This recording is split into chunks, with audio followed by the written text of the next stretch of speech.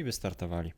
Witamy serdecznie, dżentelmeni przy stole, a dzisiaj w pełnym trzyosobowym składzie, co mnie bardzo cieszy, bo to oznacza, że jest z nami Piotrek i to oznacza, że sankcje nie działają i można się wyrwać z małżeńskiego, rodzinnego kieratu. Cześć i I czołem. da się w coś pograć. Da się coś pograć.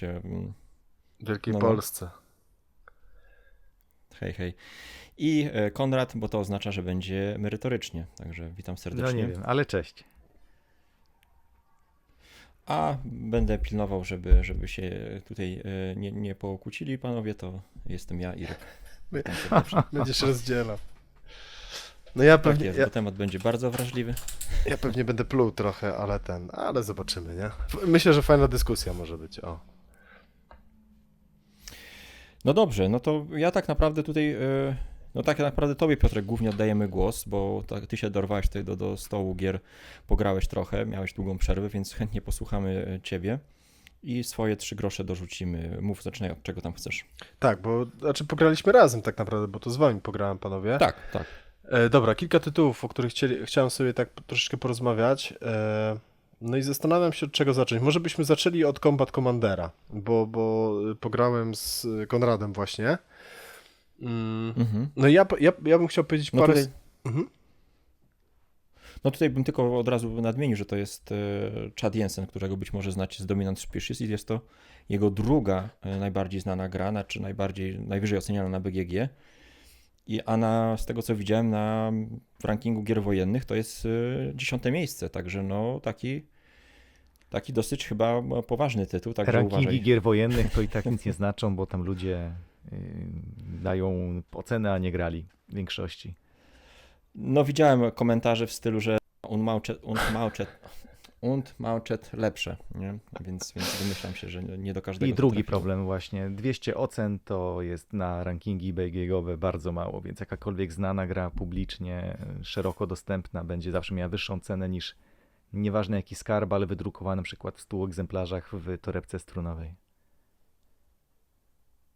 No ale No Combat dobra, Commander to ma dużo słuchamy, więcej, nie? Tych ratingów, także to... No i dlatego jest klasyka wysoko, jest o to mi książka. chodzi, dlatego jest tak wysoko.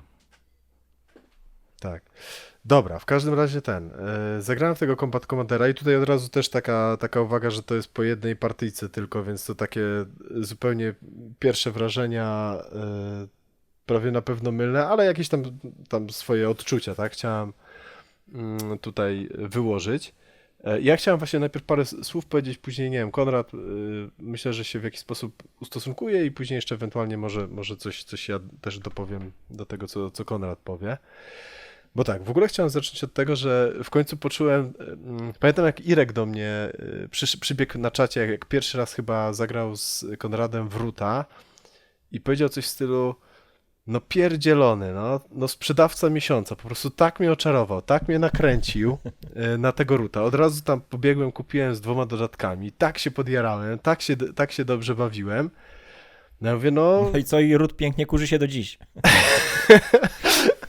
Tak, jeszcze a mało tego, przecież teraz Konrad robi furorę z tym ołtem, którego opluł po prostu od lewa do prawa, a ludzie wszyscy ruszyli do sklepów, wykupują z magazynów ostatnie sztuki. No i ja chciałem powiedzieć, On się musi mylić. że przy Combat Commanderze też poczułem właśnie ten czar Konrada, bo no nie będę ściemniał, poczułem się po prostu jak na planie szeregowca Ryana, jak mi Konrad o tym opowiadał. I żeby nie było, że to jakaś ściema, tak, czy tam, że czaruje Konrad, tylko no naprawdę mega klimatycznie mi jakby tą grę przedstawił. Mechaniki, tak, które tam w tej grze się pojawiały, wszystko jakby w kontekście pokazywał, wszystko mi opowiadał właśnie, z czego to wynika, czym to jest podyktowane, tak, że to jest no, gra, która jednak dosyć mocno idzie w kierunku symulacji, takich walk na poziomie taktycznym, tak, tam nie wiem, po parędziesiąt osób tak na mapie ze sobą walczy, tych oddziałów, no i jest mega gra stawia na realizm, tak, czyli na przykład takie rzeczy, że oddziały często do siebie strzelają i nie wiem, tam 3/4 czy nawet 90% wymian ognia kończy się tym, że po prostu się strzela gdzieś tam po drzewach, po piachu, że bardzo często się może zdarzyć, że komuś się zatnie broń, że komuś wybuchnie ta broń w ręku. że na przykład jak się ostrzela jakiś oddział, to ten oddział po prostu wpada w panikę, kładzie się płasko na ziemię, tak, i odmawia w ogóle jakichkolwiek wykonywania rozkazów i dalszej walki. I jeszcze mnóstwo innych rzeczy, tak, które w tej grze się pojawiają.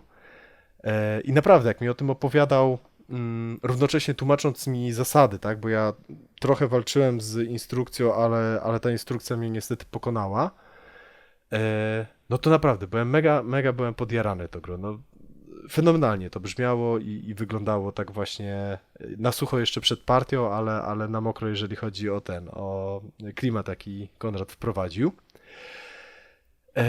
No i co? Jaki mam problem z tym Combat Commanderem? Tak jak mówię, to jest po jednej partii, nie? Także to jest tak... Wszystko to jestem w stanie, jak najbardziej widzę, że jestem w stanie odszczekać po jakichś kolejnych potencjalnych partiach, jak i być może potwierdzić, tak? A być może część odszczekam, część potwierdzę. Natomiast obiektywnie, tak? No gra ma mnóstwo zasad. Jakby ja się domyślam, że są bardziej skomplikowane wargamy, ale tutaj jest tego naprawdę dużo. Instrukcja jest bardzo dobrze napisana, ale jest tego masakrycznie dużo. Po prostu masakrycznie tutaj jest tego dużo. Ten poziom jakby symulacji to się może jak najbardziej podobać, tak?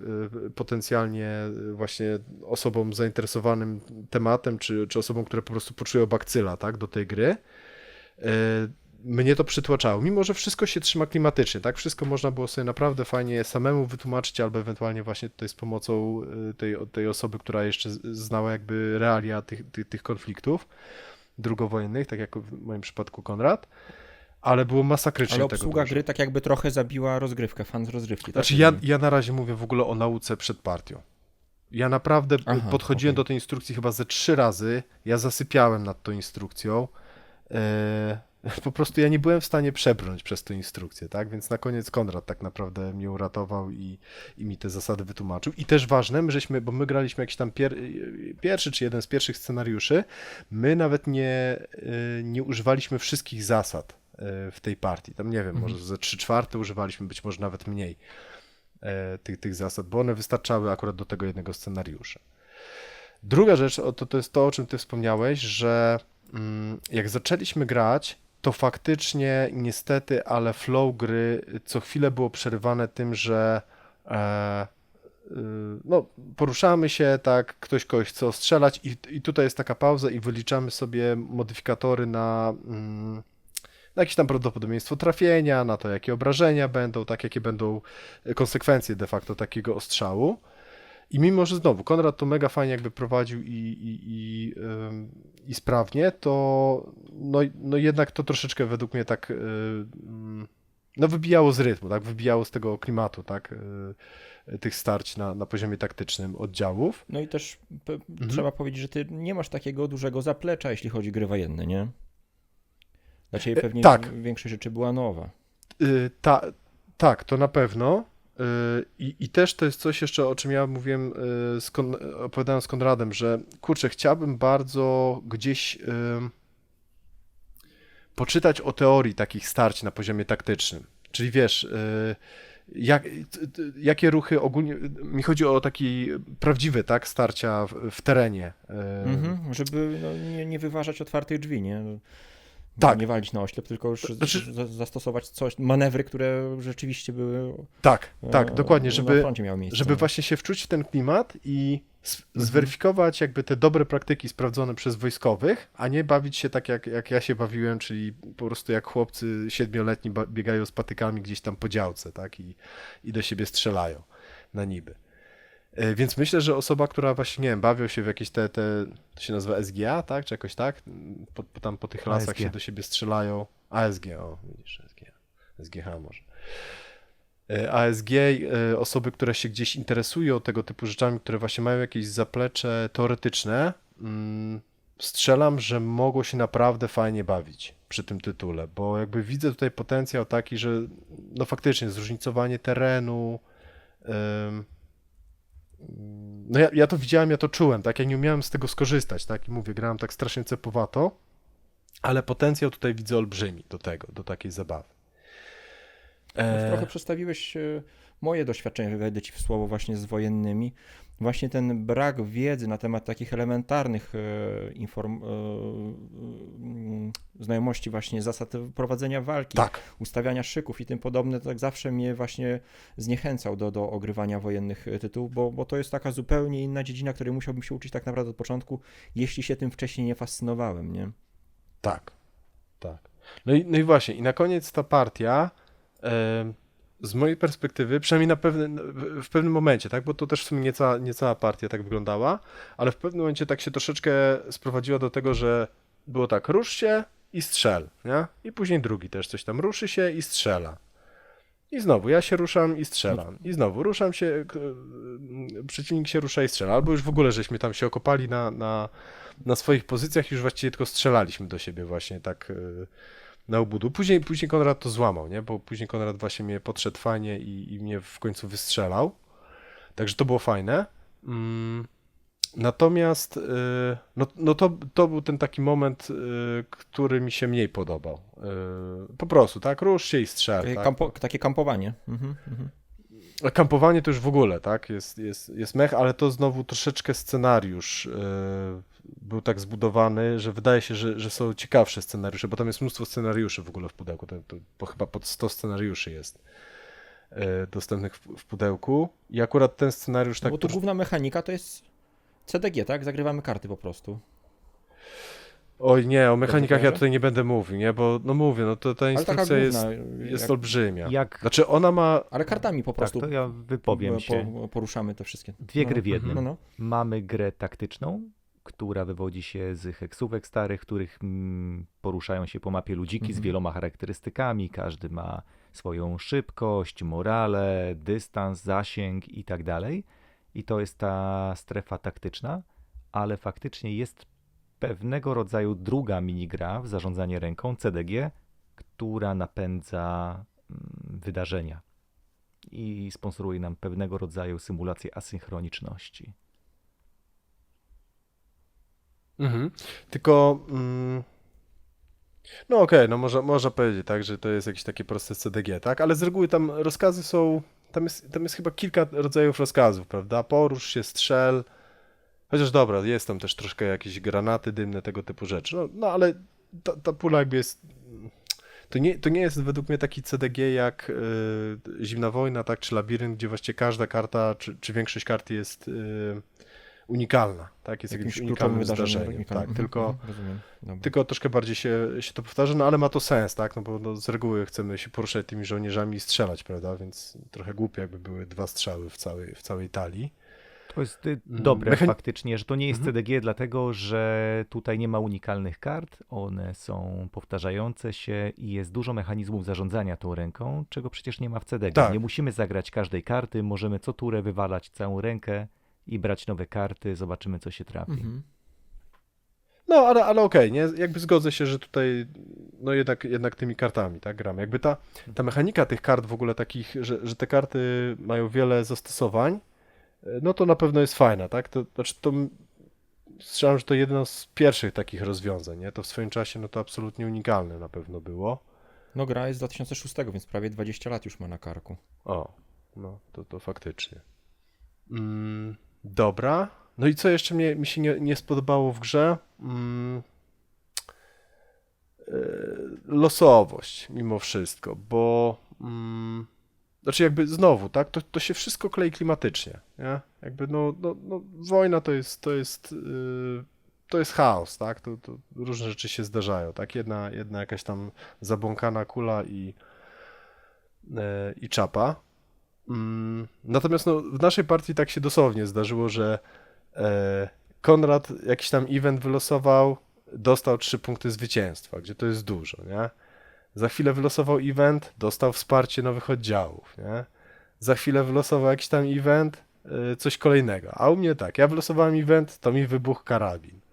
Ja wylosowałem event, to mam snajpera. Ale mój snajper do moich zaczął strzelać. Więc jakby tu nie o to chodzi, nie? Że akurat tak się śmiesznie ułożyło, że wszystkie eventy praktycznie były na moją niekorzyść, a na korzyść Konrada, tylko no po prostu, tak? No była ta losowość, tak? I znowu, dla osób, które szukają tej symulacji, nie szukają właśnie tego poczucia tej wojny, tego, że no chcą zagrać scenariusz, chcą troszeczkę bawić się w taki interaktywny film, gdzie będą podejmować decyzje i te decyzje będą miały jakby jak najbardziej wpływ na to, jak ta historia się rozegra. Natomiast jakby nie oczekują gry takiej, nazwijmy to, turniejowej, tak? Czy takiej, którą można by, nie wiem, grać na pieniądze, czy coś takiego, gdzie można by się właśnie ze sobą mierzyć i oczekiwać tego even playfield, tak? Tego, że obydwaj mamy takie same szanse na zwycięstwo, no to będzie spoko, nie? No ja teraz niestety gram tak mało, że to mnie coraz bardziej w tych grach niestety irytuje. Nie wiem, jak to u Ciebie, Konrad, wygląda. Jak ten konkretny aspekt, o którym teraz mówiłeś, czy wszystko po kolei? No to wszystko po kolei dawaj. Może Irku coś byś chciał dodać? Grałeś kiedykolwiek w Combat Commandera?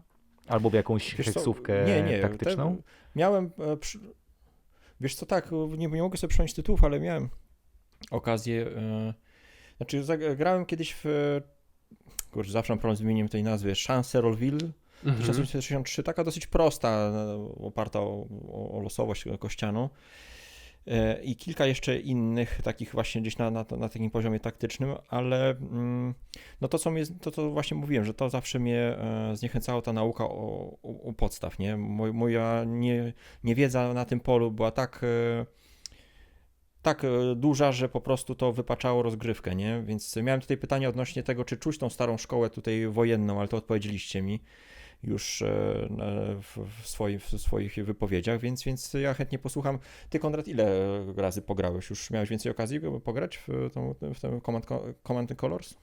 Combat Commander i kilkadziesiąt partii mam za sobą. Combat To Commander, tak. nie jest dużo, O kurde, ale to nie jest dużo. no jak na taką gierkę? Okej, no.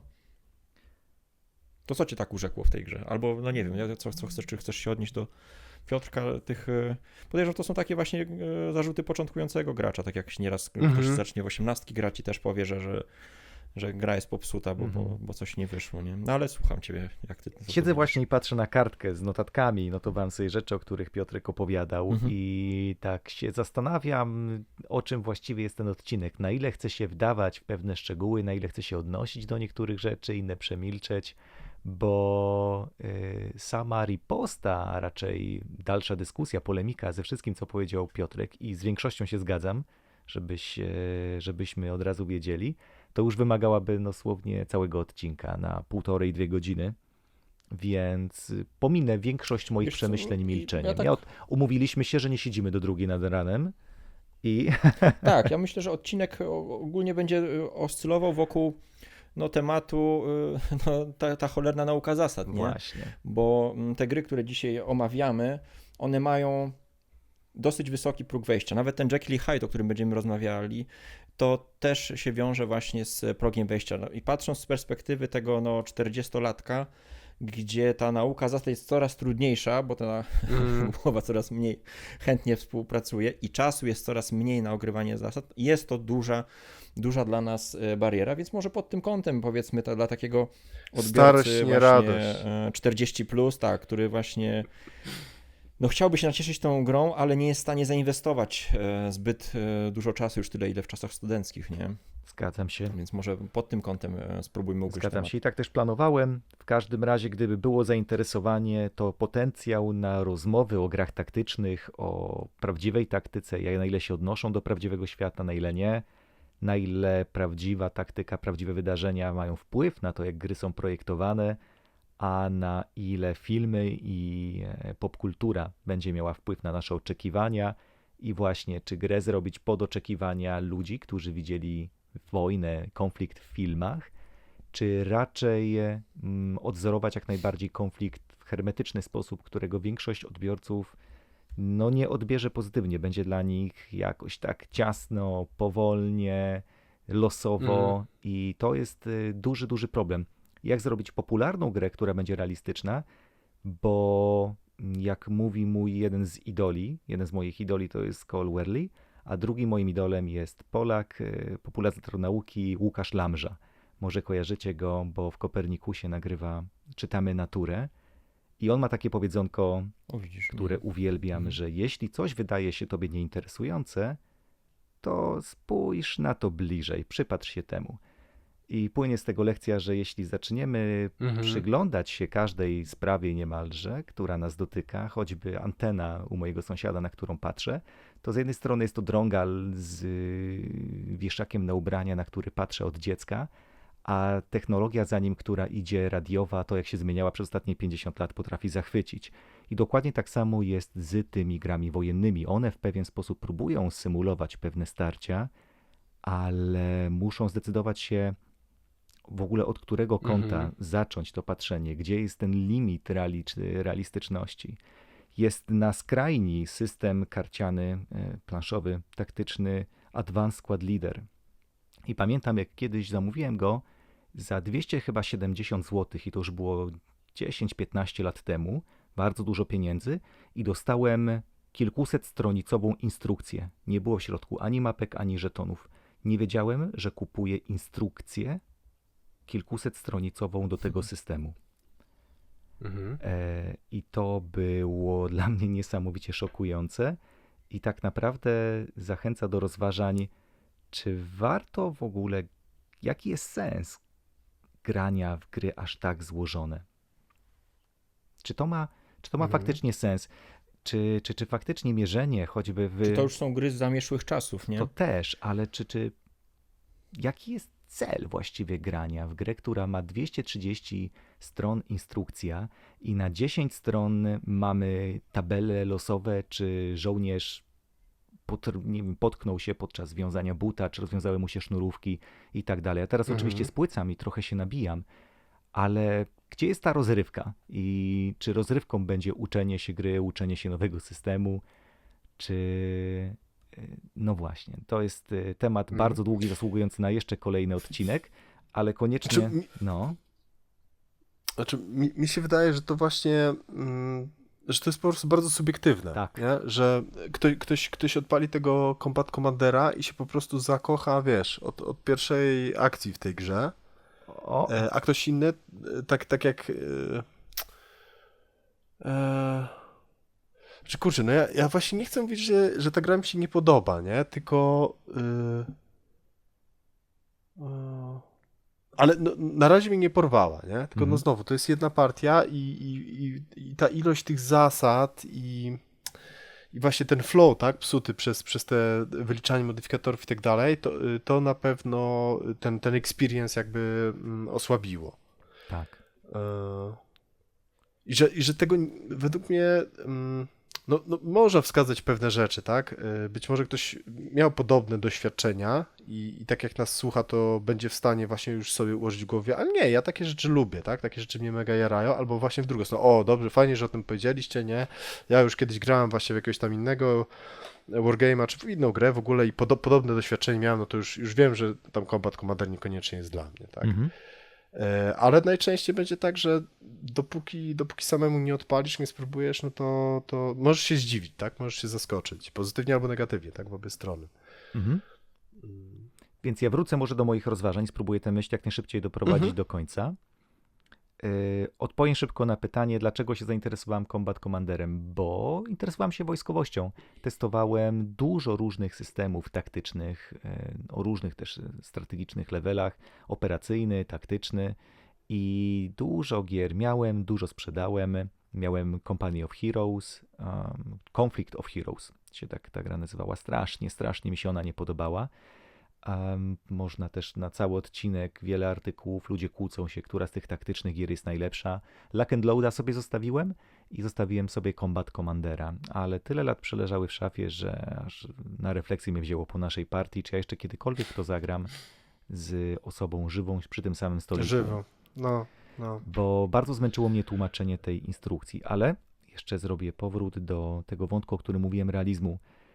To wyobrażenie realistyczności jest bardzo ważne. Powiedziałeś, że Combat Commander był realistyczny i bardzo dużo. Jedna lub dwie osoby, które nas słuchają i interesują się grami wojennymi, już wstały i już cofają suba, łapka w dół, bo Combat Commander uchodzi za tą najmniej realistyczną grę, za tą hollywoodzką, chaotyczną, głupią I tutaj ciekawym tematem jest to, z czym się zestawia, że bardzo ważne jest przed werdyktem zrozumienie, z czym próbujemy cokolwiek porównać. Combat Commander dla osoby, która nie interesowała się taktyką wojskowości i tym, jak wygląda starcie, że ma zupełnie inne tempo niż próbuje nam Hollywood pokazać, będzie czymś szokującym, że to jest takie powolne, że tak mało jest strat w ludziach, że dlaczego jednostka ostrzelana nagle wraca do pełni sił, a dlaczego chociaż mam jeszcze połowę wojsk, to muszę przegrać, bo chłopaki się poddają, przecież jeszcze mogą walczyć. To są rzeczy, które w popkulturze, do których nie mamy dostępu i interesowanie się wojskowością otwiera na nie drzwi. I jeśli wyjdzie się nie od hollywoodzkiego podejścia, tylko właśnie od realizmu prawdziwego, od prawdziwej taktyki, to Combat Commander jest bardzo nierealistyczną grą wojenną i zasady, właśnie takie zachowania z prawdziwej taktyki, z prawdziwych czasopism militarnych, które czytałem u dziadka, które kolekcjonował jak jeszcze był w wojsku, kompletnie by się nie sprawdziły, bo mogłaby mi nie podejść karta, albo ktoś miałby jakąś kartę. Ta losowość tutaj dociągu tych kart, tych akcji, troszkę by tę grę, jeśli chodzi o prawdziwą taktykę i planowanie do przodu, zabiła. W Combat Commanderze jest ten element growy, w którym to my musimy dostosować się do łamigłówki, jaką dają nam karty na ręce. Jest dwie gry w jednym. Mamy tą sytuację na planszy, którą musimy rozwiązać, jedną łamigłówka i drugą łamigłówką jest zarządzanie własną ręką. To jest dokładnie tak samo jak w Bear Trapie i to mi nie pasowało i doszedłem do wniosku w Combat Commander, że to mi też aż tak nie pasuje, bo z jednej strony to tworzy niesamowite decyzje do podjęcia, trudne, chaotyczne, blefowanie, yomi, a z drugiej strony skomplikowane plany i bycie przebiegłym w tej grze nie mają miejsca, bo może po prostu nie podejść ci karta na ręce. I to jeszcze odchodzi, nie poruszam w ogóle tematu losowości, który we wszystkich grach wojennych jest bardzo silny. To są turlanki, którym bliżej do labirynta niż do gier euro.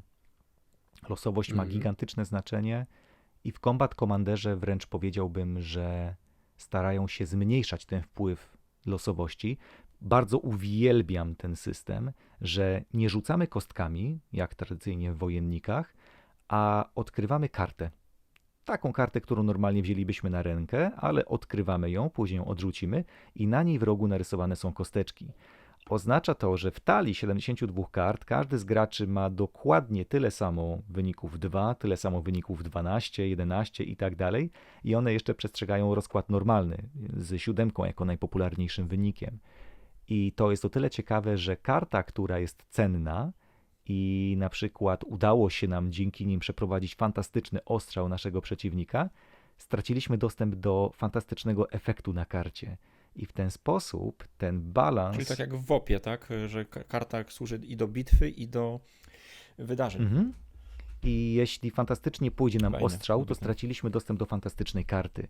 Więc powiedzmy balansuje się ten fart, który w tym jednym rozdaniu nie powinniśmy aż tak czuć, że mieliśmy takiego dużego pecha.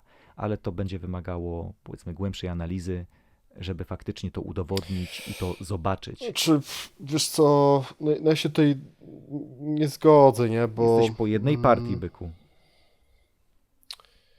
No tak, no ale widzisz, no jak w jednej partii, jak i tak ten rozkład kostek jest nierówny, to co z tego, no to... Znaczy, jakby ten układ, tak, z kartami, on na pewno sprawia tak, że no, jest dużo mniejsze prawdopodobieństwo, że nie wiem, 8 razy pod rząd jedynkę wyrzucisz, tak, co na normalnej kostce może się wydarzyć. Natomiast tutaj się nie wydarzy, tak, z definicji, bo po prostu, nie wiem, nie ma 8 jedynek, tak, w tym deku. Ale tą kartę zagrywamy z ręki, czy losujemy ją z deku po prostu? Pierwsza wierzchnia z deku, jeśli potrzebujemy rzutu kością. Aha, czyli nie tak jak w WOP-ie, bo w WOP-ie to sobie trzymasz na ręce powiedzmy tą cudowną kartę do bitwy, nawet przez pół rozgrywki, żeby ją zagrać w momencie właśnie bitwy, a tutaj dociągam po prostu z pierwszą z wierzchu, Natomiast no, w dalszym ciągu może być tak, że ktoś wyciągnie 4, 5, 6, a drugi wyciągnie 1, 2, 3, tak? I to w jednej bitwie się zdarzy, w drugiej i w trzeciej, nie? No ale dobra, już mniejsza o to, nie? No, jest to na pewno krok w przód. Zgodzę się, że jest to krok do przodu, jeżeli chodzi o ograniczenie losowości względem zwykłej kostki, tak? Tak. Natomiast Bo wiesz jeszcze na czym dowcip polega, nie? Tak samo zresztą w labiryncie, że nie każdy rzut kością, czy tutaj mechanicznie tak, tak dociągnięcie samo tej ważny. karty jest tak samo ważny, nie? Więc wiesz, fajnie, że ja wyciągnę tyle samo szóstek, co ty wyciągniesz tyle samo szóstek, tylko że jeden wyciągnie w kluczowym momencie te szóstki, a drugi wyciągnie w takim, no fajnym momencie, ale bez rewelacji, tak? Nie przechyli to szali zwycięstwa, tak?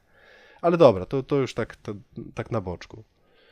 Rozmowa o tym, jak kostki używane są w projektowaniu gier planszowych, ta statystyka, która wpływa na to, jaki jest flow gry, to temat jest na cały odcinek. I to, że w ogóle są dwie kostki, już jest dużym plusem, bo rozkład wyników na kości przy dwóch kosteczkach jest Okej. bardzo rozchwiany. My mamy bardzo popularną Zgoda. siódemkę, która wypada więcej niż połowę razy, bo tak wypada z tej kombinatoryki.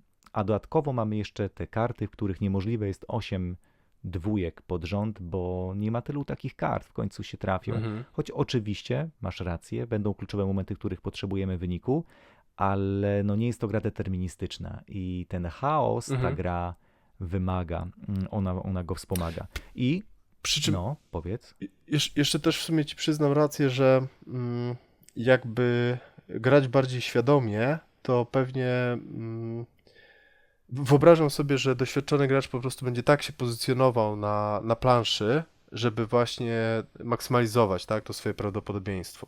To, co powiedziałeś, tak, że po prostu wiemy, że siódemka jest najczęstsza i po prostu będzie się tak ustawiał, żeby mieć jak największe prawdopodobieństwo wyrzucenia sukcesu, w cudzysłowie, tak, wyrzucenia sukcesu z tych kart, Zgadza się. które są zagrywane. To robienie grup ogniowych, pamiętasz jakie było kluczowe? Jeśli jedna jednostka strzelała gdzieś tam, to bardzo była mała szansa, że ta siła ognia będzie wystarczająca, aby zatrzymać przeciwnika jednostki, ale kiedy strzelało naraz dużo więcej grup, cała była ta grupa ogniowa i coraz więcej jednostek strzelało, no to te szanse dramatycznie rosły i de facto efekty tych ostrzałów pojawiały się dopiero wtedy, kiedy wpadłeś w moją grupę ogniową, kiedy udało mi się sformować wielu gości strzelających naraz. tak. I tutaj właśnie gramy w grę, której celem jest nie tylko bieganie po planszy, jak Superman albo jak w starych grach komputerowych jednoosobowa armia, tylko staramy się tak formować grupy, żeby tę losowość przepchnąć Tak, z tej mediany na naszą stronę. Ja bardzo, bardzo lubię, jak Tak. są dwie kosteczki w grach i większość gier wojennych ma po jednej kosteczce. W labiryncie rzucasz jedną kosteczką i to jest straszne. No, czasem więcej, nie? Ale tym, Stanami jedną. Tak, nie, znaczy tutaj się zgodzę, że gra daje dużo mechanik, dużo możliwości wpływania na te nasze szanse, tak? Tak. Sukcesów w tym no losowym, no mimo wszystko losowym, tak? Rzucie tymi dwoma kostkami. Mniej losowym, no tu się zgodzę, ale w dalszym ciągu, tak jak mówisz, niedeterministyczny. Tak. I jeszcze chciałbym ostatni No element dobra. jeszcze opowiedzieć. No słowo podsumowania. Że No, tak. w tych grach taktycznych wojennych bardzo oni mają duży problem w oddaniu asynchroniczności. Przecież takie starcia wojskowe odbywają się jednocześnie, obie strony walą do siebie naraz i każda z tych gier próbuje tę asynchroniczność oddać w inny sposób. W takim ASL-u Advanced Squad Leaderze mamy 230 stron instrukcji i bardzo dużo przerwań, żeby jak najbardziej symulować sekunda po sekundzie takie starcie. A w Combat Commanderze jest to robione przez właśnie losowość tych kart, że czasami nie będziemy mieli rozkazu ostrzał na ręce, i kiedy będziemy do tego patrzyli jako głupie, przecież biegnie im przed nosem, czemu nie strzelają, to Combat Commander próbuje powiedzieć, patrzyli w inną stronę, albo po prostu kryli się i nikt nie patrzył. Albo był jakiś granat, huczał i nie słyszeli się, kiedy jeden z oddziału krzyczał, że hej, chłopaki, ktoś biegnie na trzeciej. I taki właśnie chaos, takie symulacje i w ten sposób asynchroniczność, raczej powiedzmy, no tak, to, że wszystko dzieje się naraz, próbuje oddać Combat Commander. I ostatnie podsumowanie. Bardzo mi się nie podobało to granie, bo byłem również bardzo zmęczony tłumaczeniem tej gry. Bardzo zmęczony byłem przygotowywaniem się do poprowadzenia tego eventu dla Piotra, żeby na pewno wszystko dobrze rozumieć, żeby to wytłumaczyć. Zdarłem gardło i niewystarczająco dużo otrzymałem w zamian. Na pewno byłoby dużo lepiej, gdybyśmy grali częściej, gdybyśmy tydzień później znowu usiedli i jeszcze raz i przeszli w regularnych odstępach przez całą książkę, to myślę, że już w połowie gry bym się czuł naprawdę swobodnie. Te przerwania, kiedy trzeba dociągać kolejne karty, zastanawiać się, co one oznaczają. Fajne jest to, że nie ma tylu tabel, co w większości gier wojennych, tylko od razu powiedzmy po wyłożeniu tej karty wiemy, co się wydarzyło, ale wciąż nam to sprawiało dużo kłopotu, żeby przebrnąć przez każdy taki event karta po karcie Tak. i wydawało się, Wiesz, że jednosekundowa akcja oddania ostrzału w kierunku lasu, w którym widzieliśmy jakiegoś wroga, zajmowała nam kilka minut rozmawiania o tym i to psuło tę iluzję uczestniczenia w takich Tak. akcjach. Tak. Znaczy, no to co mówisz, nie trzeba by to grać regularnie. Ale widzisz, też jest ten problem, bo ja proponowałem następnego dnia Combat Commander, nie? A no dobra, nie chcę skłamać, nie? Ale wydaje mi się, że ty żeś powiedział, że no niekoniecznie masz ochotę. Ja byłem nie? wymęczony. No, także wiesz, to... Natomiast, a jeszcze tak się zastanawiam, komu byś polecił tą grę? Combat Commandera. Świerszczy. Tylko wojennikom, w sensie? Poleciłbym osobom, które się interesują grami wojennymi, ale się Tematyką boją. wojenną w szerokim zakresie. Tak, które lubią gry planszowe, lubią planszówki dwuosobowe, nie przeszkadza im losowość w grach planszowych i są ciekawi, co to jest. Co to jest gra wojenna, co to jest heksówka. I to byłby fajny krok, żeby postawić w taką dojrzalszą, dłuższą instrukcję. Taki krok wyżej niż Memoir 44. No, taki duży krok Duży wyżej. krok wyżej, ale najbliższy, bliższy niż cokolwiek innego, co można by zaproponować. Tak, to jeszcze, No to jeszcze dobra, Fire in the Lake. to ja bym jeszcze tutaj ale dobra. Ja bym powiedział jedną rzecz, tylko po prostu ściągnijcie sobie instrukcję przed zakupem. Jak przebrniecie przez nią, to okej, nie? Bo wydaje mi się, że A jakbyście to zestawili właśnie z coinami? że dużo osób może to kupić i nigdy tego nie odpalić ze względu na instrukcję, bo jest po prostu dużo. No. Ale tu też widziałem filmiki fajnie zrobione, tylko znowu one trwają po 2,5, po 3 godziny, tak? Tłumaczenie instrukcji, także to jest tego dużo. No jeszcze raz, z coinami jakbyś zestawił, Konrad? Tak. No, jeśli chodzi o poziom trudności, próg wejścia, Ja nie porównam. nie da się. Nie mówię, że nie da się, ale ja rezygnuję z próby. No, Dobra. znaczy, ja bym powiedział tak, że no, większość coinów jest wieloosobowa, tak? Tu jest dwuosobowe, także to jest dobre i nie ma raczej jakoś wielu tak zasad oddzielnych dla poszczególnych frakcji. One się różnią między sobą, ale to nie jest tak, że wiesz, że jest zupełnie inny zestaw na przykład akcji do wykonywania. Tu jest jednak konflikt bardziej symetryczny, ale ilość zasad jest mniej więcej podobna, czyli no, znowu bardzo dużo. I tak samo z coinami też bym polecał najpierw przeczytanie instrukcji. Jak ktoś ogarnie instrukcję, to wtedy, żeby podjął bardziej świadomą decyzję, czy w ogóle się w to pakować. No dobrze, to przejdźmy do kolejnego tytułu, który też ma w sobie wiadro losowości, przynajmniej w pierwszych partiach można takie wrażenie odnieść, ale gra, która jest no, bliższa raczej jaskiniom hazardu, pokerom czy jednorakim bandytom niż naszym planszówkowym Eurasom, czyli tutaj jest nasza ostatnia zajawka, przynajmniej mówię tu o sobie, Mahjong, też właśnie przyniesiony przez Konrada. No i tutaj możesz, Piotrek, też się wykazać jadem. No dobra, ja najpierw co? trochę powiem złych rzeczy, ale później tak też coś może ciepłego powiem o Mahjongu. Chcę przerwać? Ricci, tak? O Ricci? właśnie, Czy Ricci? o to chodziło, Ricci. Tak, japońska wersja. Mhm. Okej, znaczy tak, no ja tutaj z pozycji kompletnego laika mówię, bo ja jestem po 2 partiach, a właściwie to nawet bym powiedział, że po jednej, bo pierwsza partia to był bardziej jakiś taki tutorial na jakichś takich w ogóle częściowych zasadach. No pierwsza rzecz, która mnie uderzyła, to jest to, że tłumaczenie tej gry z tutorialem, gdzie ja znowu, no ja gram wolno, ja długo myślę, długo się zastanawiam i tak dalej, to zajęła chyba coś circa 3,5 godziny i wciąż iluś tam zasad jeszcze i wyjątków nie znałem do tej gry. Więc jakby ilość zasad, która mnie uderzyła tutaj, to ja bym to porównał, no już w kierunku bym powiedział takich nawet właśnie wargame'ów, czy jakichś, nie wiem, no tak, no tego jest po prostu bardzo dużo, tych zasad, tych Mimo, że wyjątków. podstawy można wytłumaczyć w 5-10 minut, nie? No ale to nie będzie ten Mahjong. Same nie? podstawy. No, znaczy, Tak. Znaczy to będzie ten Mahjong bardziej chiński, nie? Tak, ale to podstawowe zasady po prostu są banalne.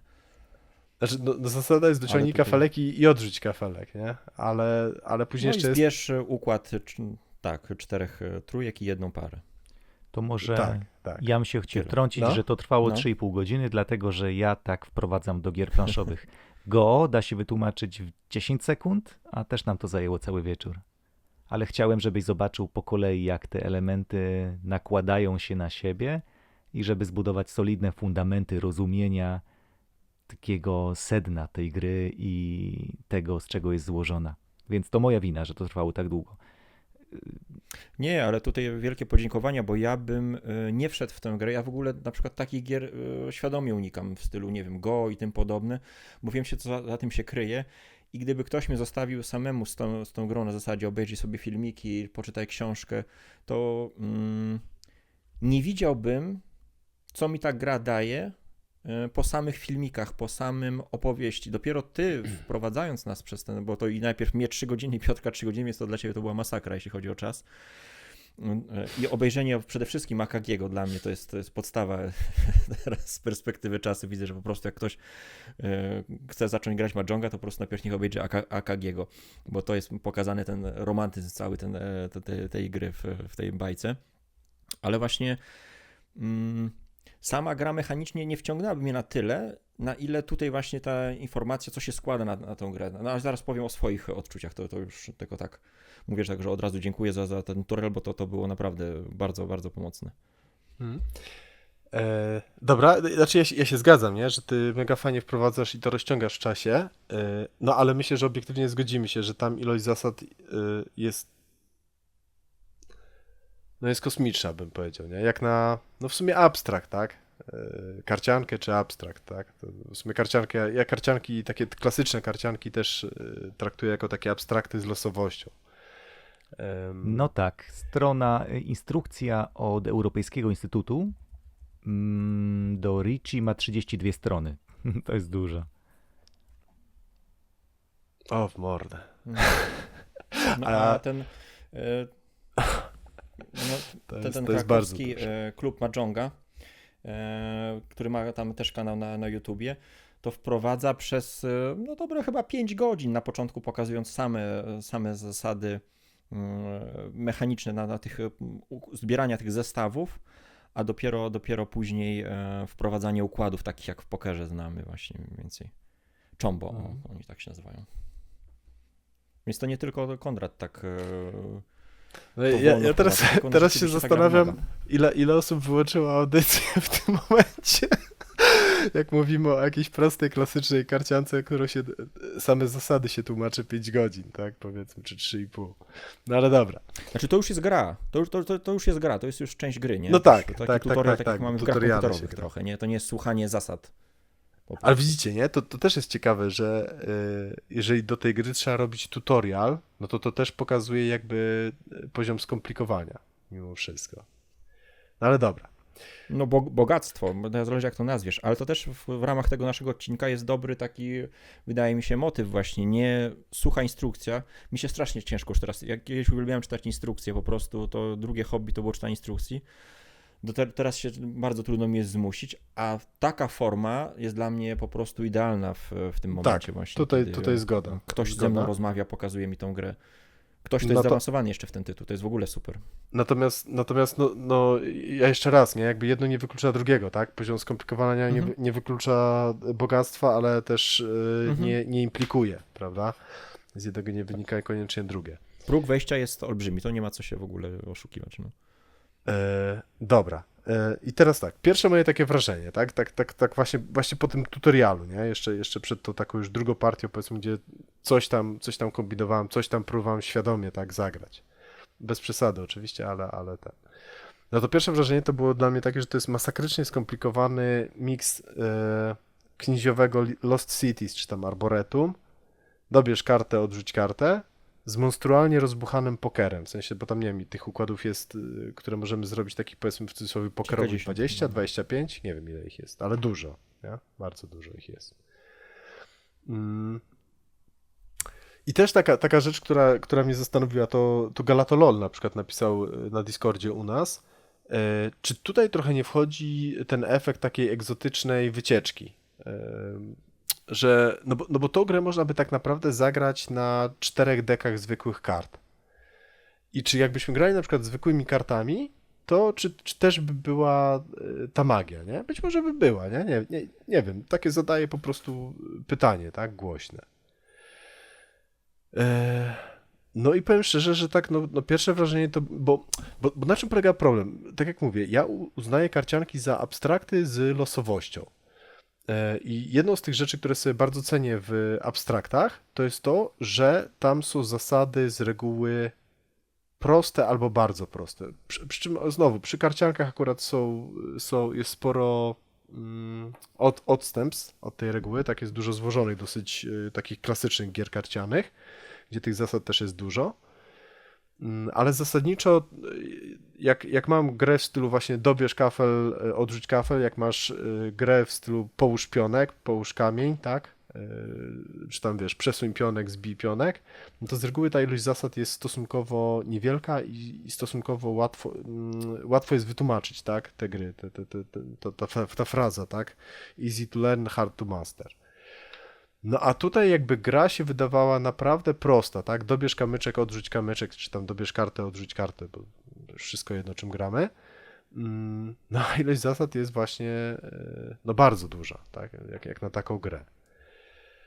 No i no, na początku nie byłem specjalnie jakby zachwycony całą tą grą. To nie jest tak, że się źle bawiłem przy tej grze, no ale... Rozumiem, ale ilość wydanego czasu nie Tak. rekompensowała ci rozgrywka. Tak. No i jestem ciekaw, co wy macie tutaj jakby do powiedzenia co do tego, co ja tutaj już zacząłem pluć. Znaczy, ja mogę ci powiedzieć, co mnie urzekło na przykład w tej grze. Bardzo mi się spodobało to przede wszystkim, że to jest coś innego niż planszówka. Podoba mi się ten efekt poczucia zagrożenia, którego nie ma w planszówkach. To znaczy, że ten jeden kamień odrzucony może być tym kamieniem węgielnym, nie? Który nam, no tak jak w naszej rozgrzewce to było, że ty mówisz Ron i łup, płacę, tam akurat w przypadku to Konrad wypłaca ci całą swoją pensję po prostu z łzami w oczach, po prostu wie, że nie masz czym wracać do domu, po prostu wszystko przegrał. Tak, czyli mechanicznie jak Czyli- odrzucisz zły kamyczek, który zrobi układ przeciwnikowi, no to nie jest Tak. tak, że on zarabia To możesz punkty zginąć. zwycięstwa, Tak, no. tylko tobie zabiera, prawda? Kradnie tobie Że jest ta pula kasy, czyli ta nasza krew, która krąży, którą używamy do inwestowania, ale jednocześnie to jest nasza taka poduszka gwarantująca, że możemy troszkę miękko upaść w razie potknięcia. I to właśnie mi się troszkę skojarzyło z tricktakerami, bo tak jak gramy powiedzmy Wizarda 20 rund, masz gorszą rękę, lepszą i tak dalej, ta losowość jest niwelowana poprzez ilość rund, nie? Że starasz się, jeśli masz dobrą rękę, starasz się wycisnąć na maksa, nie? Kiedy masz gorszą, no to po prostu, no powiedzmy, mniej punktów zagrasz. Tutaj ta gra też daje ci tą właśnie możliwość jeszcze w większym stopniu, bo ta pula kasy jest i ty sobie musisz sam ocenić swoją zachłanność. Gra krzyczy do ciebie, zaryzykuj. To jest, ja pamiętam jak mój kolega prowadzi dalej, ale teraz już jest to zakazane, puby z automatami i to, no on tam otwierał, pokazywał mi ile te automaty wypluwają, ile nie. I tam były sytuacje, że ludzie powiedzmy wrzucali godzina, druga, trzecia, zatrzymywali automat, mówili rezerwacja, jadę wypłacić pieniądze, bo ona zacznie w końcu wysra te pieniądze, nie? I pompowali olbrzymie kolejne pieniądze, żeby ta maszyna w końcu wywaliła. I ja to w tej grze czuję niesamowicie. Tą taką brzydką nutkę hazardu właśnie, która jest w tej grze, właśnie to, że dysponujemy tymi naszymi środkami. I to mi się bardzo podoba. Te poczucie właśnie ryzyka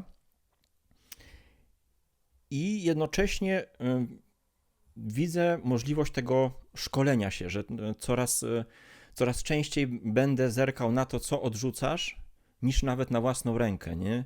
I to mnie fascynuje, że że jest dużo takich tak jakby pośrednich ataków. Nie ma jakiej bezpośredniej interakcji, tylko tak, ten atak na przeciwnika jest taki dużo bardziej subtelny. Nie? Ja tego jeszcze nie umiem, tutaj mi Konrad o tym opowiadał, tłumaczył, ale właśnie zareagowanie, tak jak widzę teraz, grałem w tym Mahjong Soul, jak ludzie późno albo wcale w ogóle się nie określają z Richie, nie? Czyli kiedy mówisz Richie i już nie możesz nic zrobić, tylko czekasz na ten kamień, nie? A ludzie specjalnie nie trzymają nawet tą pełną rękę już gotową, tylko po to, żeby z ciebie ściągnąć ten kamień, który cię zabije, nie? Czyli tak jakby w ukryciu przyczajeni czekają na ten jeden kamień, ty sobie myślisz, no dobra, oni jeszcze rękę układają. Oczywiście im więcej grasz, tym jesteś w stanie wyczuć ten moment, że ktoś już tylko czeka na ten jeden kamień. No podobają mi się te właśnie, to jest zupełnie inna interakcja niż mamy to w planszówkach, nie? To mnie urzekło. To jeszcze, No. przepraszam, to tylko ci tutaj się wtrącę, to jeszcze jedną rzecz dodajmy, że ta gra jest dosyć długa. W sensie, no zagranie całej partii, no to raczej bym powiedział, że pewnie To są 2 kółeczka takie, parę 2 godzin, godziny. nie? Bo no, po prostu gra się ileś tam rozda, nie? No znowu, to zależy oczywiście od doświadczenia Ale to gracza. jest nie? różno wariantów, jest dużo różnych wariantów, więc można rzeczywiście ją sobie skompaktować, dopasować. Pełny wariant jest to oczywiście bardzo długi, ale można to różnie wartować. To, co mówisz, czy to na kartach by przeszło, tutaj trochę widzę ten aspekt, tak jak z Abalonem, nie? To dotykanie tych kamieni, jednak ten ciężar, odczuwanie ciężaru, przesuwania tych kamieni daje jakąś taką bardzo fajne poczucie, bardzo przyjemne podczas rozgrywki, nie? To takie moje są pierwsze spostrzeżenia. Później jeszcze coś tam wspomnę o tym Mahjong Soulu, ale to są takie moje pierwsze odczucia właśnie względem tej gry, nie? To tylko jeszcze dodajmy, że ten Mahjong Soul to jest granie online, tak? Tak, no to jest coś, z czego dobra, to już Aplikacja teraz jakaś. coś, czego ja strasznie nie lubię, gdzie po prostu stajemy naprzeciwko nie człowieka, tylko po prostu przeciwnika. To jest zminimalizowane tylko do przeciwnika, z którym nie rozmawiamy, nie wymieniamy informacji, tylko po prostu takie czyste, szybkie granie. To jest świetne narzędzie do nauki. Ja to wykorzystałem właśnie po to, żeby nauczyć się szybko obserwować rękę, nie szybko starać się skleić te układy z ręki, ale odchodzę od tego, nie dotykam się, bo to jest, od razu wróciły mi moje nieprzyjemne skojarzenia z graniem online po prostu, kiedy to staje się jakimś takim dla mnie toksycznym nałogiem. No, ja tego bardzo nie lubię, znaczy na mnie to źle oddziałuje po prostu, no. Tego rodzaju granie, bo to za bardzo mi chodzi to później po głowie, nie? A to nie o to chodzi, jednak tutaj musi być dla mnie jednak ten przeciwnik. Nawet na TTS-ie to rozmawiamy, widzimy się, to zresztą Konrad też o tym wspominał w naszych rozmowach. Dobra, wygadałem się, jeśli chodzi o Mahjong Richie, także dziękuję Konrad za pokazanie tego. Jestem mega zajrany, kupiłem sobie też zestaw kamieni, pokazałem trochę w rodzinie taką podstawową wersję. Zobaczymy jak tutaj czy chłopakom podejdzie. No, a ty, Konrad, co, nie wiem, czy tam zasnąłeś, czy zasłabłeś? Jestem. Co powiesz na te moje plufociny? Są twoje i masz do nich prawo i wszystkie są właściwie sensowne. Ja cieszę się bardzo, że mogłem wam pokazać grę. W ogóle nie oczekiwałem, że taki sukces ona u was odniesie. Bardziej chciałem podzielić się tą egzotyką. Tutaj może od razu przejdę, że strasznie tego argumentu, który przywołaliście, nie lubię, że interesujemy się tą grą, bo jest egzotyczna, który dla mnie jest kompletnie nieracjonalny, bo ta gra najpopularniejsza jest w Azji i ludzie w niego grają w Mahjonga, w przeróżne warianty. Transmitowane jest w telewizji, mają profesjonalnych graczy, którzy może nie tyle utrzymują się z grania, co dostają za to pieniężne nagrody. I gra ma status większy, dużo bardziej popularna jest niż w Polsce szachy. Więc ja rozumiem, że nasza trójka, ten pierwiastek egzotyczności może być dla nas interesujący, ale dyskredytowanie gry, że ona jest ciekawa tylko dlatego, że jest egzotyczna, jest bardzo błędnym moim zdaniem tokiem rozumowania. Bo wszędzie poza Azją ona popularna aż tak nie jest jak tam, gdzie jest normalna i nie ma w niej nic egzotycznego. Tak ja na to patrzę. I lubię ją bardzo za to i ją szanuję No. za te rzeczy, które powiedzieliście, za to poczucie zagrożenia, które wynika z tego, że współzawodniczymy z tymi ludźmi i tych ludzi, którzy są z nami, 3 lub 4-osobowe tryby. Normalnie jest 4-osobowy tryb, ale bardzo fajny jest tryb Sanma na 3 osoby. O, I bardzo mi się to podoba, że ja czuję kolegów i koleżanki, którzy są ze mną przy stole.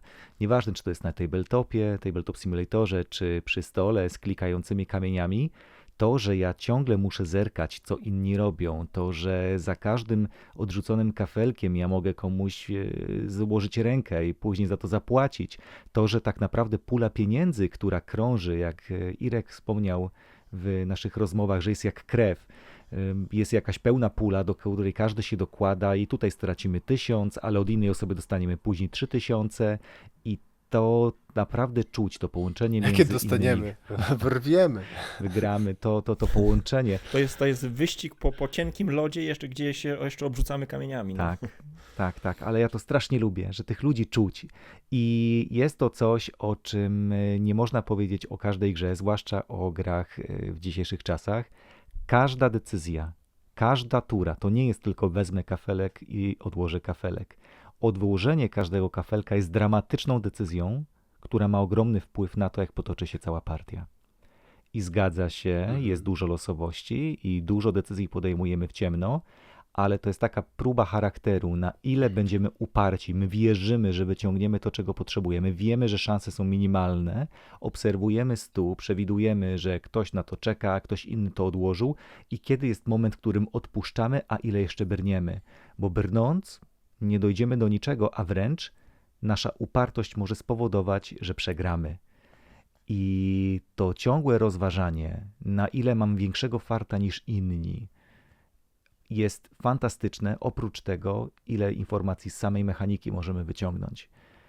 Nie daje mi tego poker, taki towarzyski, bo tutaj jednak jest dużo więcej gry, dużo więcej informacji z tych mechanizmów można wyciągnąć i bardziej się pewnie oszukuje, że te informacje tam są, żeby z nich coś wyciągnąć, to trzeba być, nie wiem, na takim boskim poziomie Kakagi albo nie wiem ile mieć gier rozegranych i gra jest teoretycznie bardzo, bardzo, bardzo losowa, ale z drugiej strony sam sobie teraz polemizuję ze sobą, fascynuje mnie, jak w takiej losowej grze są tak duże podziały na skilla. Dlaczego nawet w tych głupich apkach internetowych z hentajcami jak Mahjong Soul Pokoje. są oddzielne pokoje i rankingowy system, w którym ludzie w losowej grze hazardowej potrafią osiągnąć poziom mistrzowski i w jaki sposób oni wpływają na tę losowość, no to musi być jakaś tam mechaniczna strona, te informacje, które wyczytują, to Yomi, które dla początkującego gracza wydaje się niemożliwe i stęknie, że głupia losowa gra. A jednak ludzie, którzy w to grają i grają, będą odnosić sukcesy i będą ogrywać nie za każdym razem, ale na przykład choćby dlatego, że przegrają 4 rozdania za 1000 punktów, żeby później wygrać za 36 000. Biją się za kilkanaście tysięcy. No. I to jest Tak. fantastyczne. Wiedzą, kiedy odpuścić. Na przykład gracze przechodzą pewien etap w poznawaniu tej gry, w której tak mocno obserwują kamienie przeciwnika, że szybciej zaczynają sami rezygnować z swoich planów. Wolą nie wygrać, niż przegrać.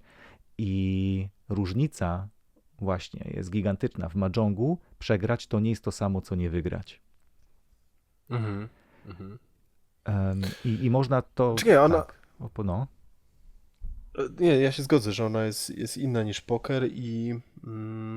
Może dobre, no ja w pokera jestem kompletną lebiodą, ale no w pokerze zupełnie nie czuję jakby kontroli nad tym hand managementem moim. Bardzo mało gry Bo tam jest nie ma, na stole. tam nie ma, nie? Hand management. Tak, Poker jest to grą nad stołem. czytanie, tak, przeciwnika, prawda? Mhm. Znaczy tak mi się wydaje przynajmniej. No ja nie widzę możliwości mechanicznie, tak, żeby jakoś, a tutaj jednak ta mechanika, ta decyzja o odrzucaniu kamyczków, no jest, tak jak mówisz, jest wiążąca, tak, jest ważna. Tak. Przy okazji bardzo polecam grę Sirlina Pandante, który zrobił z pokera grę planszową. Bardzo dużo mechanik dodał, których możemy zarządzać tą ręką. Mam nadzieję, że kiedyś opowiemy o Pandante. No A myślę, że przy tak, okazji nie ale polecamy Zamku Smoków, który ma w tle Mahjonga. Tak, Ale to nie o takiego Mahjonga nam chodzi. tak. Ale dobra, ja jeszcze na chwilę wrócę, nie? Bo właśnie, Mhm. jeszcze jedna wada, o której też nie powiedzieliśmy, że to jest gra tylko czteroosobowa. Nie? Tak. Tylko czteroosobowa i tam tak naprawdę jest, znaczy poza rozkładem kafelków, tak naprawdę tam jest chyba jedna zasada, tak? Która właśnie wymaga tych 4 osób, tak? A tych zasad jest multum. Ale jest tryb solo. Więc to jest, więc to jest jakby dla mnie kolejna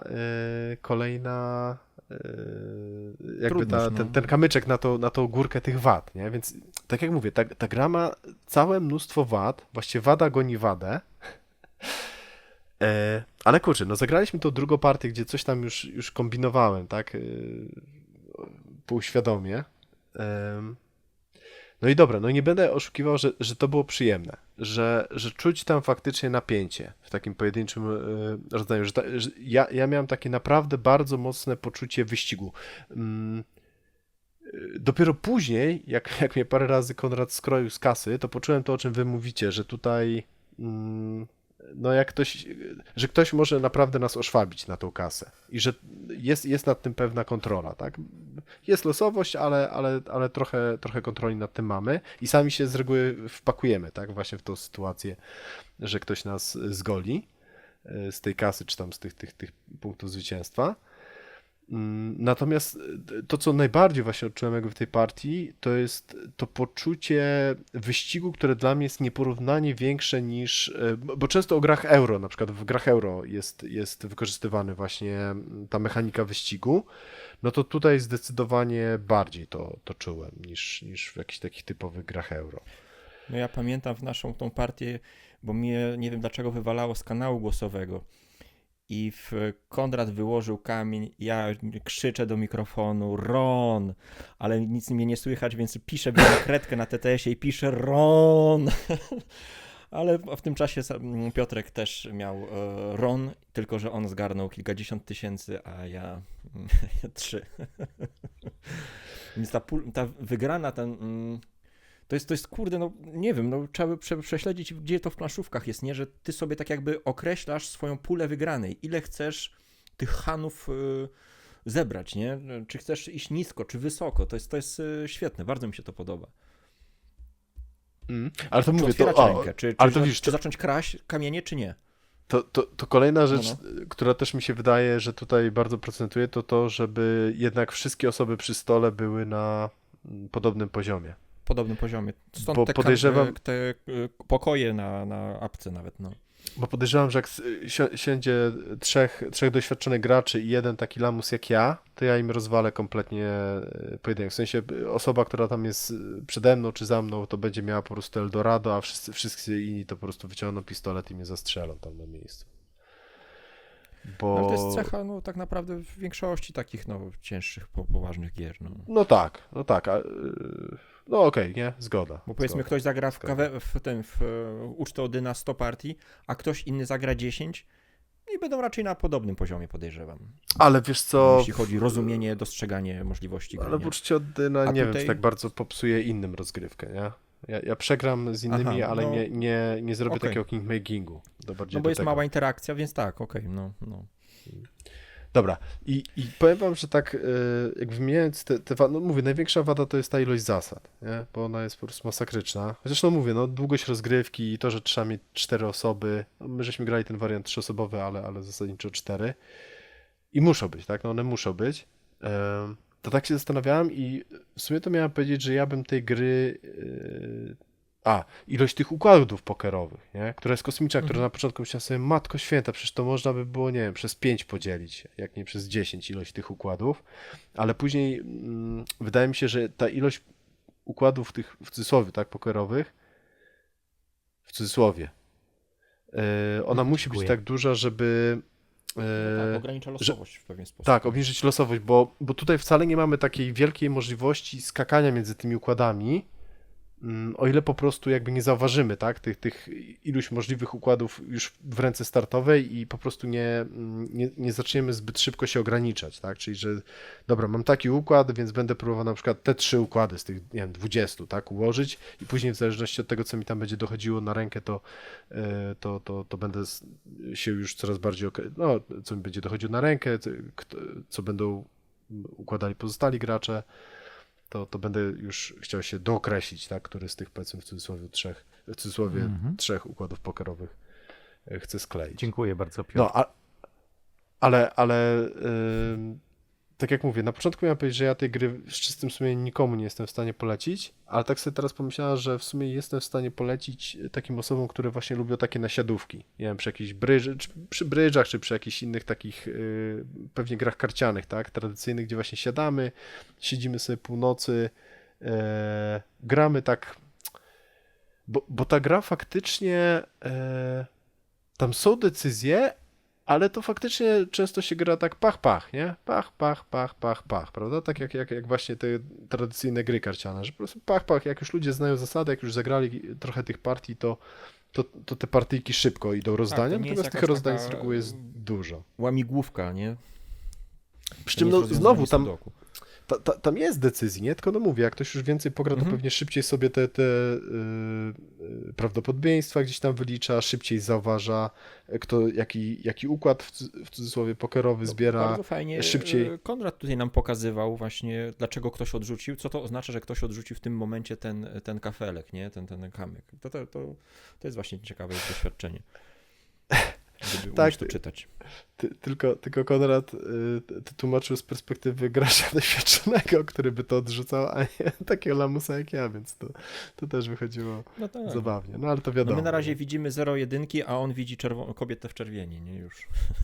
Akurat ty, Piotrek, Tak, to mi się płakać chciało, jak ci tłumaczyłem, bo ty strasznie spidowałeś, już chciałeś całą instrukcję, chciałeś wszystkie układy i nie dałeś mi sobie wytłumaczyć z twojego punktu widzenia, jak te wnioski wyciągać. Dlatego nie zrozumiałeś teraz, co Irek miał na myśli, bo tobie bardzo zależało, żeby jak najszybciej grać w pełną grę i nie pozwoliłeś mi się poprowadzić za rękę przez 100 lat historii tej gry.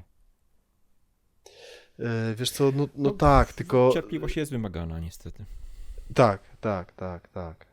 No, a u nas sam widzisz, nie? No, wymordowałeś się północy na tłumaczenie Combat Commandera i wiesz, i nawet na razie jeszcze nie doszliśmy do drugiej partii, nie? Więc jakby dlatego też jakby chciałem i tobie zaoszczędzić No, trochę tutaj życia też i żebyśmy szybciej przeszli Konrad jakby fajnie do powiedział, że- grania.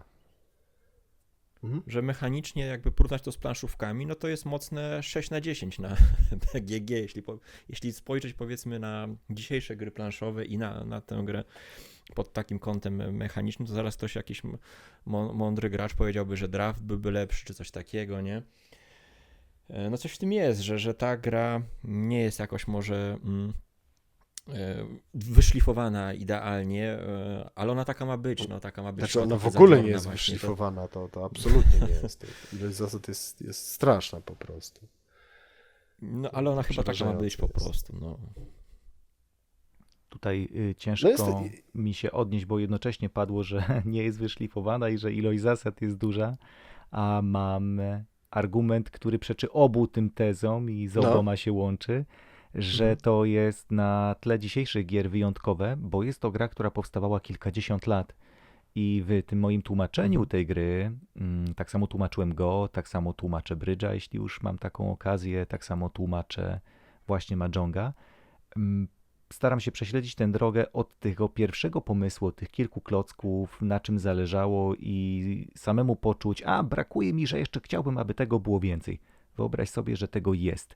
I ta naturalna jakby droga ewolucji powstawania tej gry przez 50, 60, 70 lat nudy, kiedy nie było smartfonów, jest fenomenalną drogą i ta gra wygląda dlatego, jak wygląda, bo ludzie chcieli więcej, cały czas sobie dokładali kolejne mechaniki, a nie było wtedy sklepów z grami planszowymi, do których można było sobie wziąć po jednej partii nowy tytuł i już napisać na forum recenzję.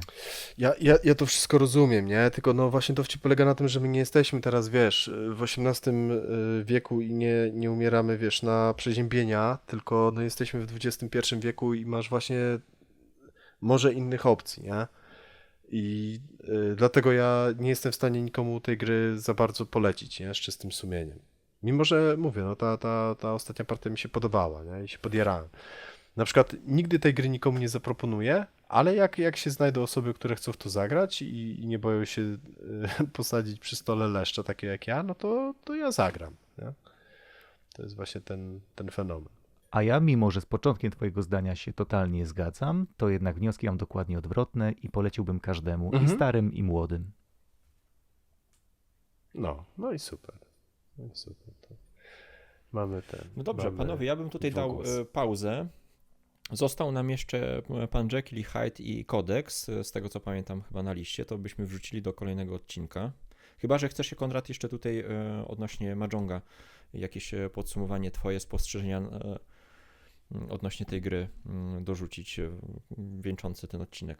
Nie mam nic do dodania. Bardzo cieszę się, że mogłem wam go pokazać. Nie zależało mi na tym, aby przekonywać was, że to jest fantastyczna gra i bardzo skakuje mnie, że i tak udało się więcej niż raz na niego spotkać, pograć i o nim w ogóle rozmawiać i że nie utonął mimo wszystko w tym morzu gier, jakie mamy na półkach i w sklepach, więc to jest taki mały sukces. No ja myślę, że tutaj oddzielny odcinek za jakiś czas nagramy do samego Mahjonga, a być może taki jakby odcinek podsumowujący te wschodnie gry, bo to jest no, dla mnie temat bardzo ciekawy, pokazujący no, trochę inny sposób projektowania też, ale i podejścia do samej gry, więc fajnie by było o tym więcej powiedzieć. Tutaj tak naprawdę o tym Mahjongu tak żeśmy sobie tylko zająknęli się, bo to nasze no pierwsze, no my z Piotrkiem mamy dopiero no, po kilka partii, no mi tam gdzieś na tym solu udało się kilkanaście razy pograć, ale to jest dopiero sama kropla w morzu, więc mam nadzieję, że za jakiś czas uda się wrócić, nagrać taki pełnoprawny odcinek o samym Mahjongu i popowiadać się o wrażeniach właśnie z gier, jakie mieliśmy, bo no tutaj każda partia tworzy jakąś historię, no to jest dziwne, że w grze tak abstrakcyjnej tworzą się tak ciekawe historie, nie? Nie wiem, czy to jest właśnie wynika z tej hazardowości tej rozgrywki, tej puli tej pieniędzy, którymi obracamy. No ale zobaczcie, że tutaj no, rozmawiamy o tym nie jakbyśmy rozwiązywali sudoku sobie razem gdzieś tam nad planszą, tylko no, przeżyliśmy jakąś taką fajną przygodę i to mi się bardzo podobało w naszej rozgrywce, nie? Że to było coś więcej niż po prostu no, zdobycie iluś tam punktów, nie? Ja przynajmniej tak tą naszą rozgrywkę odebrałem jako takie naprawdę wydarzenie towarzyskie bardzo ciekawe, także no ja dziękuję, bo super było to poznać, więc mam nadzieję, że będzie okazja jeszcze pograć. Ja tak samo na to patrzę. Dobrze, to co? Kończymy dzisiaj. Ja historii nie czułem jakiejś. Właśnie chciałem zapytać, co przez historię rozumiesz, bo... No historię towarzyską, nie wiem, no, pamiętam momenty odrzucania kamienia, pamiętam ten Ron, jak się darłem do mikrofonu, o tym mówię, nie mówię o jakiejś fabularności, tylko właśnie o samym wydarzeniu, że tak jak często rozmawiamy, że wstajemy wspomnienia od euro po rozgrywce, tak, i następnego dnia nie pamiętamy. Dobra, a ja z tyłu dobra, to mam tutaj cały się czas te tutaj się emocje, które gdzieś tam krążą i ten załamujący się głos Konrada, kiedy podliczał te twoje Hany. Nie, to 12 Hanów chyba jak tu się 13, tak jest. Tu się zgodzę, No, bo to ja najbardziej z całej partii zapamiętałem no bo tam jest ogólnie w kółeczko się kręcimy, tak? Czyli ja zagrywam kamyk, znaczy dobieram, przepraszam, odrzucam, później Konrad dobiera, odrzuca, później ty dobierasz, odrzucasz. No i można sobie podkradać te kamyki. I ty żeś odrzucił kamyk i Konrad mówi kradnę, tak? Już nie pamiętam jak tam po chińsku to... No pon, na 3 osoby tylko pon można. Pon, kradnę. I wtedy jak kradnie, to kolejka wraca do ciebie znowu. Czyli mnie ominęła jedna kolejka. No to ty odrzucasz kolejny kamyk. Konrad mówi, kradnę, pon. Czyli druga już mnie kolejka odrzuciła. Ja mówię, już żartem, no skup się może i daj mi pograć. No i Mirek odrzucił trzeci kamyk i znowu Konrad ukradł. Ja w tym momencie wyciszyłem już mikrofon, bo taka wiązanka poleciała. Myślę sobie, idź oglądać tego AKG-go, a nie tutaj zdejmujesz gacie i się wypinasz Konradowi. Także no były emocje faktycznie. I kilka rzeczy, no faktycznie, to się zgodzę, że jest kilka wspomnień i Tak, nie, dobra, okej, no były emocje, Mówię, ja miałem na przykład takie emocje, że ten wyścig, tak, czy mi się uda, czy Konradowi, bo już widzę, że wszyscy się zbliżamy do ułożenia tych układów. No dociągnij, głupia losowa gra, dociągnij. No, pierwszy Konrad tam ułożył, to chyba ja mu wystawiłem i mnie jeszcze zgolił z kasy. Głupia losowa gra, ale później